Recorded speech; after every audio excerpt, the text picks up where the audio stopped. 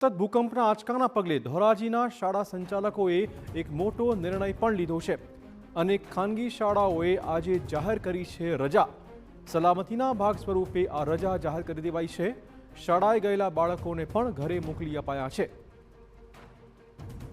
વધુ વાત કરવા જોડાશે અમારા સંવાદદાતા મોહિત, શું વધુ અપડેટ? ચિરાગ, જે રીતે ઉપલેટામાં આજે સવારના સમયે ઉપરાછાપરી 6 જેટલા ભૂકંપના આંચકા છે તે આવ્યા, તેને કારણે જરૂરથી લોકોમાં એક ડરનો માહોલ છે તે જોવા મળ્યો છે। ખાસ કરીને જે ઉપલેટાથી જે 27 કિલોમીટર દૂર આ કેન્દ્ર બિંદુ હોવાનું સામે આવ્યું છે અને તેની સીધી અસર છે તે જે ઉપલેટાની સાથે સાથે જે ધોરાજી, જેતપુર અને ગોંડલ પંથકમાં પણ ભૂકંપના આંચકા છે તે આજે સવારના સમયે અનુભવવામાં આવ્યા છે।